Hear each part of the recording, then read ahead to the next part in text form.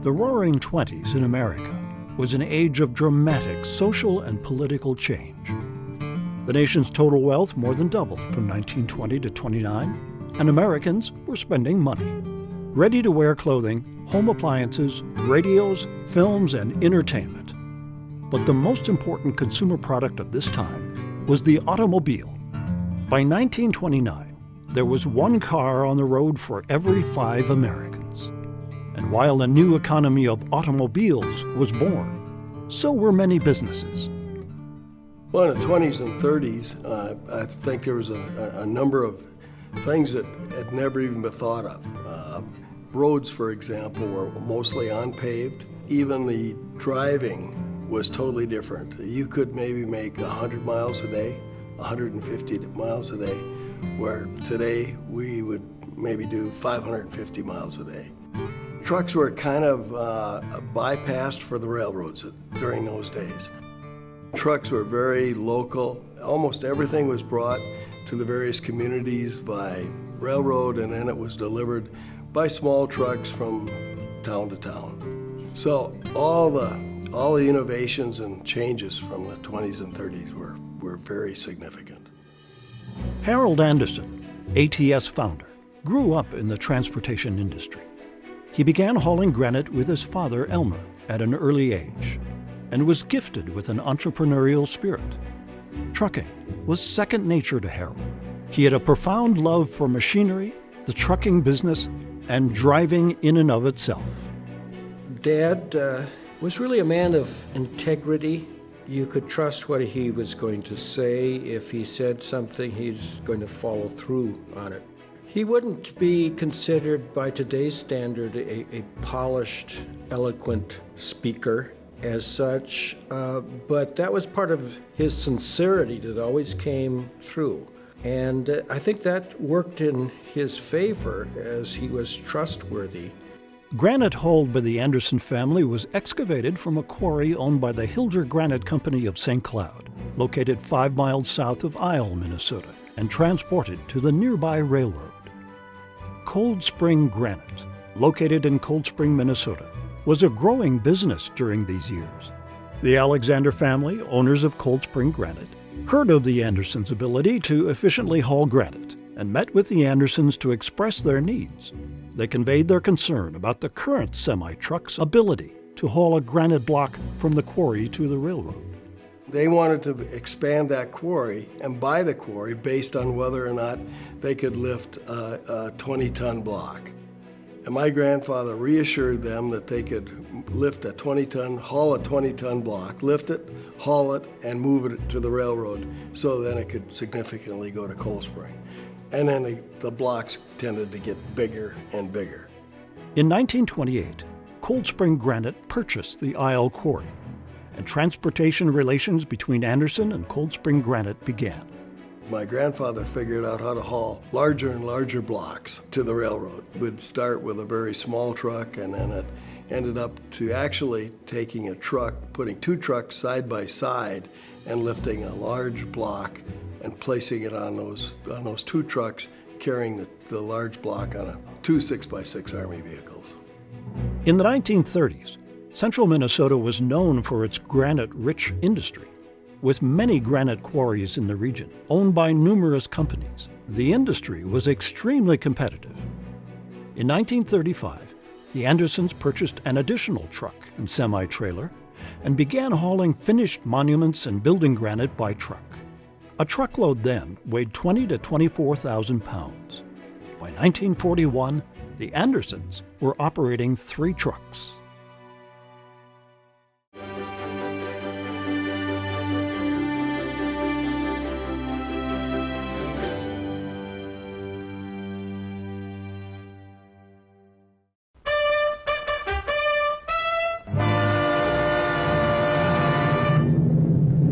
On December 7th, 1941, Japan, like its infamous Axis partners, struck first and declared war afterwards.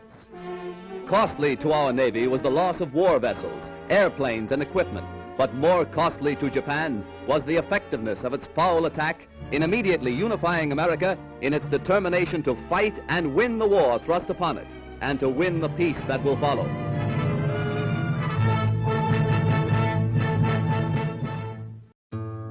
In 1942, Harold Anderson, like many others, left behind his life in America to go to war. He went to get his physical, and he really wanted to be a Seabee in World War II. Doctor didn't pass him on the physical, but another doctor said, just go down the hall and sign up for the Army Air Corps. So that's what he did. At the age of 24, he enlisted in the Army Air Corps and relocated to Arcadia, Florida, for pilot training. Dad was told, and Mom was told as well, that when Dad flew off to England, the percentage of pilots that returned after flying B-24s, about 50%. The war had an impact, obviously, on him. I would surmise that his ability to take risks came because he was in so many life-threatening situations. You never know when you're going up in a B-24 what might happen. There were collisions with planes. There was flak from the German forces. There were fighter planes. He had to be an excellent pilot because he flew lead with hundreds of planes behind him. Eventually, Harold was assigned a crew from the 466 Bomb Group, 2nd Air Division and 8th Air Force, stationed at Adelbridge, located near Norwich, East Anglia, 100 miles northeast of London. Captain Anderson flew a total of 29 missions, 14 on a wing and 15 as a lead pilot. The majority of bombing targets were primarily deep within Germany. The war with Germany ended in May 1945. Captain Anderson was awarded the Air Medal and the Distinguished Flying Cross. That whole period of time, it just kind of burned into his memory. He talked about it, whereas other World War II vets really didn't talk about it. He talked about it, but it became more and more intense later in his years. I think leadership was a key thing that he learned, whether it would be with his crew or other crews that he led. And I think he carried that responsibility very heavily on his shoulders into the business world. Harold was discharged in October 1945 and returned to Isle, Minnesota with his wife Jeanette. Upon his return, he went back to work, hauling granite. By 1950, they were hauling up to 80-ton blocks to the railroad.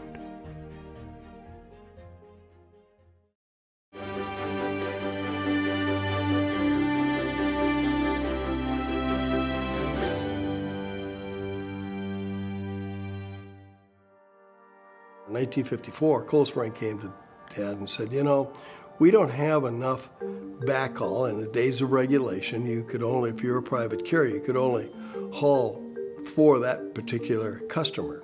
So we don't have enough backhaul. We want to expand our marketing. We think you should get more involved in a common carrier operation. He then, at that point, purchased Granite City Transfer and incorporated that in January of 1955, and in March of 1955 started operations as Anderson Trucking Service. At the time of the purchase, ATS had 2 active drivers, 2 usable trucks, 5 partial trailers, and an old wooden warehouse with a 12-by-12 office. The employees consisted of 2 drivers, 1 mechanic, and 1 dispatcher. ATS began with 1 operating authority, allowing the transportation of granite, stone, and the machinery used for its fabrication in the Midwest. To assist granite companies with less than truckload freight, Harold Anderson created Granite Consolidation Services in 1956. This allowed the granite companies to haul freight without paying the entire minimum required for hauling. The thought process that went into the idea was completely out of the box and an extremely innovative addition to the trucking business. As a common carrier, then, Anderson Trucking Service could serve other customers besides Cold Spring Granite. And one of the innovations he felt and things that he could really provide by expanding his market share was, again, serving all the local granite dealers within the St. Cloud, Cold Spring area by consolidating their shipments and then delivering it to the monument dealers throughout the country, primarily in eastern United States. that was a really innovative approach to gaining that market share. It was risky, and he didn't, first 3 years of Anderson Trucking, he didn't dare take a paycheck in it because he wanted to make sure the money's went all the way around to everybody else that was employed at Anderson. In 1958, ATS purchased a Minneapolis-based carrier, thus acquiring its first operating authority not related to the granite and stone industry. This authority permitted ATS to transport heavy machinery, construction equipment, materials, supplies, as well as size and weight commodities within the states of Minnesota, Iowa, and Wisconsin. The key thing there was we had more outbound out of Minnesota than we had inbound back to Minnesota. So in order to balance our truck and maximize the utilization of the equipment, we then found other commodities to haul. ATS also signed its first 4 independent owner-operators. In addition, ATS established their first out-of-state terminal in Lansing, Illinois, to effectively handle the Chicago, Milwaukee, Minneapolis traffic pattern. These factors combined to help ATS further expand the scope of its service to machinery manufacturers, contractors, and building and construction materials, manufacturers, and suppliers.